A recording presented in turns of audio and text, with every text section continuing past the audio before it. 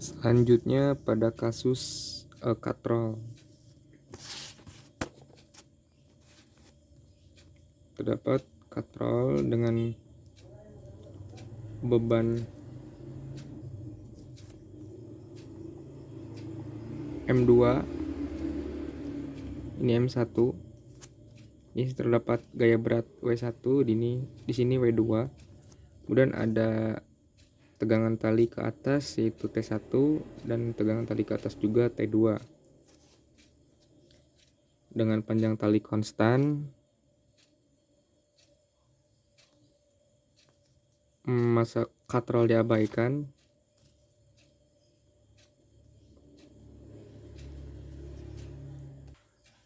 Dan dianggap bahwa masa benda kedua ini lebih besar dari masa ke satu, sehingga pergerakannya adalah searah W2. Nah, di sini kan katrolnya digantungkan pada sebuah porosnya.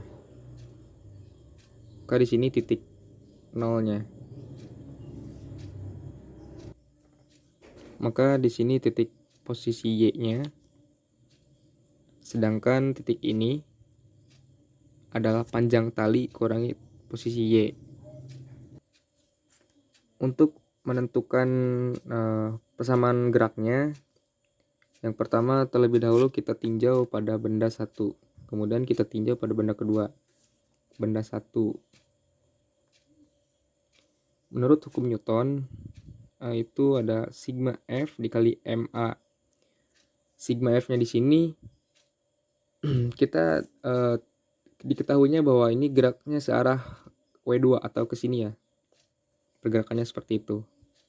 Nah, maka yang searah itu kan terlebih dahulu adalah T1 karena gerakannya ke sana. Tinjau benda satu ini adalah sigmanya itu ada T1 dan ada W1. Jadi bagaimana kita menentukan penulisannya gitu. Jadi kita tinjau dulu sistem ini bergeraknya ke arah mana. Ini geraknya ke arah searah W2 ke sini. Maka secara otomatis kita beranggapan bahwa si T1 ini mempunyai pergerakan yang searah dengan percepatan sistem. Jadi kita tuliskannya adalah T1 kurangi W1 sama dengan M dikali A. Kemudian kita tinjau benda kedua. Benda 2 ini adalah sama sigma F sama dengan M. Oh, ini M1, ini M2. 2. Nah, di sini pada benda 2 yang searah dengan sistem adalah W terlebih dahulu dan yang kebalikannya adalah T2. Maka kita tuliskan W2 kurangi T2. Kenapa minus? Karena arahnya berkebalikan. W2 dengan T2 ini adalah arahnya berkebalikan, sama dengan M2 dikali A2. Nah, kita peroleh dari kedua kondisi ini kita peroleh juga bahwa arah T1 dan T2 itu kan berlawanan. Itu ke atas menuju ke sini, sedangkan T2 itu ke atas juga namun menuju ke sana. Itu kan berlawanan. Jadi apalagi ini ceritanya dalam kondisi setimbang. Jadi T1 kurangi T2 sama dengan 0, tidak bergerak dalam keadaan setimbang. Jadi T1 itu sama dengan T2. Nah, persamaan ini kita namakan persamaan 1, kemudian persamaan 2. Dari persamaan 1 ini kita bisa ubah menjadi T1 sama dengan M1A1 ditambah W1. Ini persamaan ketiga. Nah,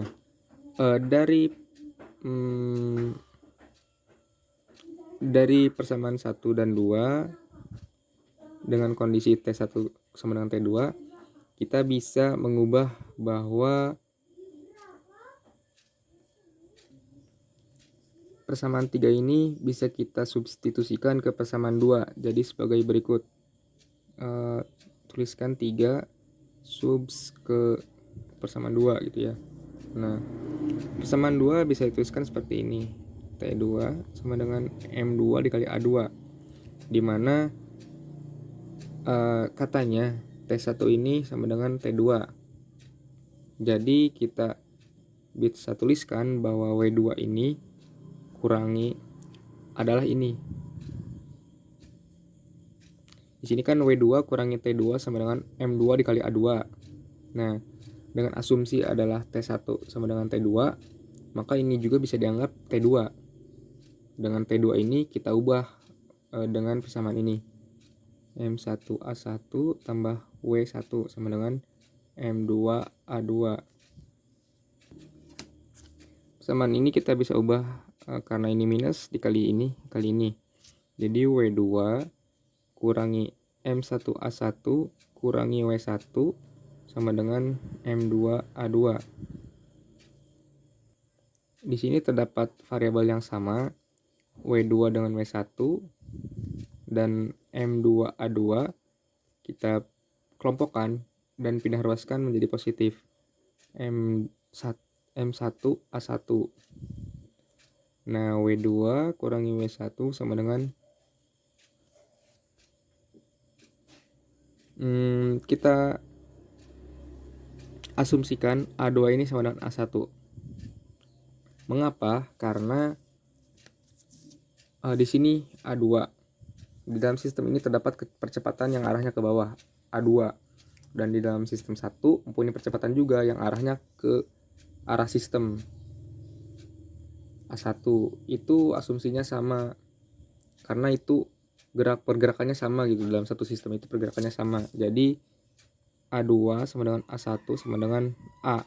Maka karena ini sama, jadi M2 ditambah M1 dikali A, dikeluarkan A-nya. Dari persamaan ini kita bisa ubah tinggal A-nya saja. Jadi A sama dengan W2 kurangi W1 per M2 ditambah M1.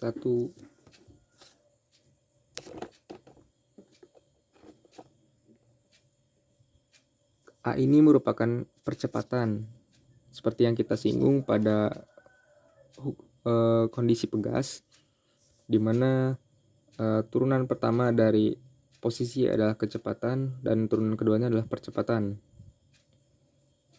Di dalam sumbu X itu bisa kita tuliskan X, X dot, dan X double dot.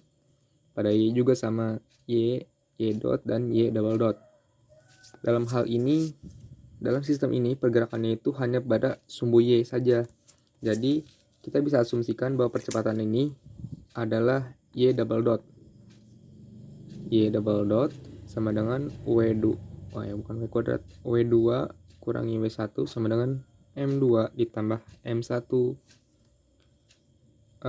Ini persamaan ini kita bisa pindah ruaskan agar diperoleh 0.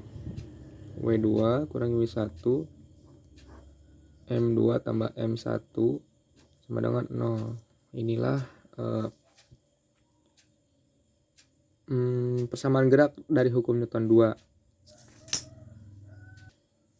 Maka kita cari persamaan gerak dari Lagrange-nya, yaitu L T kurangi V, di mana di sini terdapat T atau energi kinetik. Energi kinetik ini kita tinjau dari dua buah bendanya. Energi kinetik itu berasal dari setengah mv kuadrat. Dalam hal ini benda bergerak dalam sumbu Y, sehingga bisa kita lihat di sini kecepatannya itu bisa kita tulis sebagai Y dot setengah M1. Di sini kan karena terdapat dua benda, jadi kita tinjaunya pada benda 1 dan pada benda 2. Dengan T1 adalah setengah M1 dikali Y dot kuadrat. Untuk benda kedua yaitu setengah M2 Y dot kuadrat. Nah, kedua persamaan ini kita bisa satukan menjadi setengah M1 ditambah M2 dikali y dot kuadrat, karena si ini terdapat dua variabel yang sama, jadi kita keluarkan. Nah, selanjutnya adalah V-nya. V-nya itu adalah MGH kan, berasal dari MGH. Maka untuk potensial pertama yaitu ini kan, ketinggian titik nolnya berada dari sini porosnya, maka ini ketinggiannya itu L min Y, panjang tali kurangi ketinggiannya, jadi M1 G dikali L min Y, dan ini bernilai minus karena kita anggap si titik poros ini adalah sumbu titik nol gitu, titik nol dari koordinat kartesian di sini. Jadi untuk di bawah ini berarti bernilai y minus. Jadi ini menyebabkan persamaan ini menjadi min M1GL plus plus M1GY. Dan untuk potensial keduanya yaitu min MGY, min M2 GY.